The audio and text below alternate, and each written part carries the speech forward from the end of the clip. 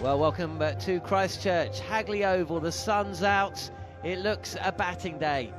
Day 4 here at the Hagley Oval is all about the cricket. Tomorrow might all be about the golf. New Zealand lead by 4 runs. England need 4 wickets. Day 5 in Christchurch, though, may well see the England team playing 4 balls rather than scoring them. Test cricket, though, has confounded and confused of late, so predicting or expecting anything often makes fools of us all. Struck on the pad this time, Smith, and he's given. This is kept a touch low. Carse has struck. I imagine that the batter will review, but England celebrate. Carse picks up his 4th wicket in the innings. New Zealand 190 for 7. Looks a pretty reasonable shout too, you're right. It just squatted a bit, this ball, and just surprised Smith, the batsman, as he was on the back foot, so it's probably making impact around about the front crease, or just in front maybe, not much. Coming back in from outside the off stump, hitting him on the knee roll, definitely. His bat is looking as if he wants to play it to the leg side, which means that might be the reason he's missed this. And if it does hit the stumps, it'll be roundabout leg stump, I would think. 3 reds and you're out, so Nathan Smith's got to go for 20. Takes the review with him as well. He's batted time and he scored a couple of runs, but too much to ask of a guy coming in at, what, 8 and batting on debut to turn around the fortunes of a New Zealand side that really has shot itself in the foot repeatedly over the last couple of days. A lot of those batsmen who got out yesterday in the New Zealand order will be feeling, my crikey, I've missed an opportunity here. This pitch looks, if you could get in, this pitch looks to me at the moment, and with 30 overs to go, that kind of thing, when we started play today, good opportunity to get some runs. And a point. Struck on the pad, this is pitched up, this looks good. This looks really good. He's been pinned in front of the stumps as Henry. Carse celebrates. A little chat between Henry and Mitchell, but New Zealand have already lost a couple of reviews, and I don't think they're going to waste one there. They're not. Henry walks. Carse strikes again early on day 4, and he holds the ball aloft and takes applause from the crowd. A fifer for the first time in Test cricket for Brydon Carse. And the way he's gone about his short international career, you can absolutely guarantee it won't be the last time he celebrates in such fashion. 192 for 8 then, New Zealand, on the morning of the 4th day of the first test. A lead of 41, but Henry's on the way back. From New Zealand. Is there nobody at deep mid-wicket? No, nobody in... Yeah, yes, there is.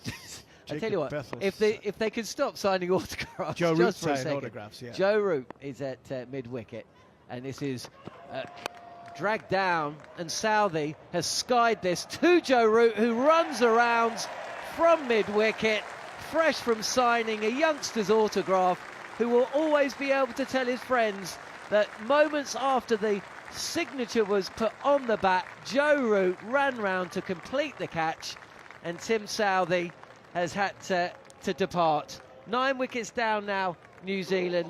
Success for Atkinson. New Zealand's lead 58. And dare I say it, England's catching in this second innings, Steve Harmison, has been nigh on flawless. Absolutely, it's a brilliant, brilliant catch. And one thing you've got to, I think, chuck into that fact that John Norman, he's got pads on. I mean, he's running around. He's got short leg pads on. 150 Test matches into his career, fielding short leg. He's now on the boundary with the wicketkeeper pads on, running around and taking a catch very, very similar to Devon Conway that dropped it. So a brilliant catch from England's all-time great Joe Root. An excellent ball from Gus Atkinson, because he took a touch of pace off it. You know, another one of them lusty blows, John, where anywhere else in New Zealand, base and reserve, and that would have been thrown back. That would have been 6. So it just shows you the dimensions of this ground and how many people have been caught on the boundary not being able to get enough bat on it to get it over the rope for 6. So England are, on the cusp of bowling New Zealand out. Be interesting to see how Mitchell goes now with Will O'Rourke at the crease. And applause here at Hagley Oval. 50 for Daryl Mitchell. He's faced 132 deliveries, 7 fours. And not for the first time. He is saving his best for England. Yeah, he's batted very, very well. While carnage was around him, he's batted very well. There's not much he can do. I know there's sometimes a little bit of criticism from looking at a selfish point of view, but he's held them all together. It's now about, can he eke out another 20, 30, 40 runs to give them a glimmer of hope. O'Rourke, beautifully played through mid-wicket. There's a chase on for Stokes. Not sure he wants to be doing that too much. Carse it is then, continuing from the Port Hills end, and that may be it for Daryl Mitchell. It is. Chris Woakes running in from the boundary at long off. Mitchell trying to help himself to another boundary to move nearer to that century. Has selflessly given it up. Good catch from the fielder, and Carse has struck. He's picked up his 6th. New Zealand have been bowled out for 254, and England, when they come out to bat, will need 104 to win the match. Steve Harmison, welcome back for the final knockings. Good afternoon, John. Good afternoon, everyone. Yeah, it's 104. Not a total that will send any shockwaves or anxiety around England, but they will have to be watchful, especially against the new ball. And he's ready now. Pitched up again, driven and caught by Henry brilliantly in his follow through. He's plucked an absolute worldie to his right as his body was falling away to his left, and Crawley's got to go cheaply for the second innings. Crawley departs for 1, England 1 for 1. Carbon copy of Devon Conway, first innings. It literally was. Good ball from Henry. Sid Crawley hitting the ball well down the ground, and he's trying to hit this straight. He's not trying to hit this through extra cover. He's trying to hit this straight, and unfortunately, he's got a thicker inside edge, and he's lollipopped a catch back to Henry. Like I said earlier in the first innings, catch Colton bowl for a seamer is a very, very difficult. Discipline to do. I just tapped you on the shoulder here, John, because New Zealand are herring back into place. Why? Because their over rate is terrible. World Test Championship and all that, even if they get beat, they do not want to be docked points for over it. So there is a marked, there is a conscious effort now to be in place and try and get as many overs as they possibly can in here while England chase down this 103. So watch this space, because they are behind. I mean, the over rate in this Test match has been horrendous. 7 overs lost first day, 6 overs lost second day, 10. That's criminal. 10 overs lost. But I'll get off my soapbox on that front. New Zealand are in contention of World Test Championship, and they do not want to be docked points. Nathan Smith then running away from us. It's smashed down the ground. What a shot from Jacob Bethel, baseball style. Just stood upright and looked like he was playing a pull shot, but it's gone pretty much straight back past the bowler. What a hit that, straight out the middle of the bat. Another short one and pulled away by Bethel, again out towards deep mid-wicket. He's hit that just as hard, and it's another 4 back-to-back boundaries for Jacob Bethel. Well, Smith to Bethel, again short and pulled once more. 2 bounces and over the rope for another 4. Smith again, Bethel down the ground, a 4th boundary in the over. Once again stood upright, tall, and hammered it straight back past the bowler's feet. Quite remarkable. Steve Harmison, this is borderline disrespectful. It is, yeah. This is shot of the day for me. This is a shot of the day. Hit straight back down the ground. He's picked his bat up, looking to try and keep that one down. He was. The one before, he's gone in the air. This time he's gone down the ground. That's his 6th boundary of the innings.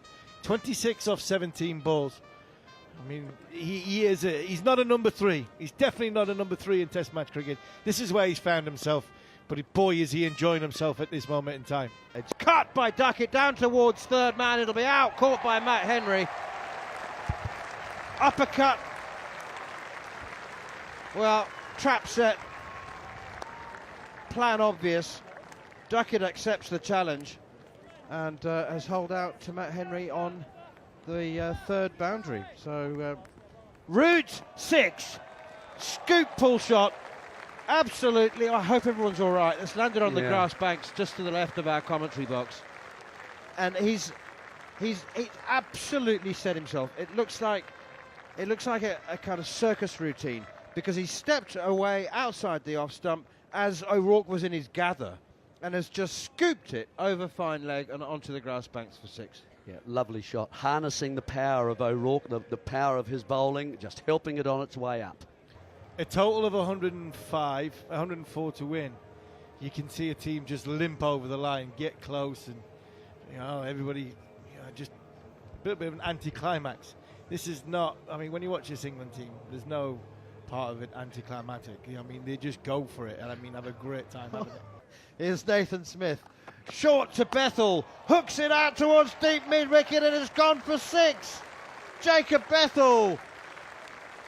What a shot. He's showing anybody and everybody who had any doubts about the talent, the raw, sparkling talent to which the England captain and coach have referred. He's showing it in spades. It's a short burst of activity, but wow, it's lit up the end of this match. Bethell hooks it away out towards deep mid-wicket. It reaches Rachin Ravindra along the ground. Bethell takes the single, claps his bat on his gloves. England have won the Test match by 8 wickets, and Jacob Bethell, the 21-year-old on debut, scores the winning runs to reach an unbeaten 50 from just 37 balls with 8 fours and a 6. Joe Root accompanied him over the finish line with an unbeaten 23 from 15 balls. 3 fours in the first over that he faced and a 6 for him. The target was 104 for victory, and England have galloped there in just 12.4 overs with 27 from opener Ben Duckett, and now an unbeaten 50 from Jacob Bethel. They're 104 for 2, 12.4 overs. Shortly after lunch on day 4, England have taken an emphatic 1-0 win in this 3-match series, and they've done it in a blaze of stroke play on the 4th afternoon, which for the almost capacity crowd will live long in the memory. Steve Harmison, it's been a dazzling performance. Dazzling, thoroughly professional, and one that Jacob Bethel will never ever forget. His debut 50 in a debut Test match. He's just been given.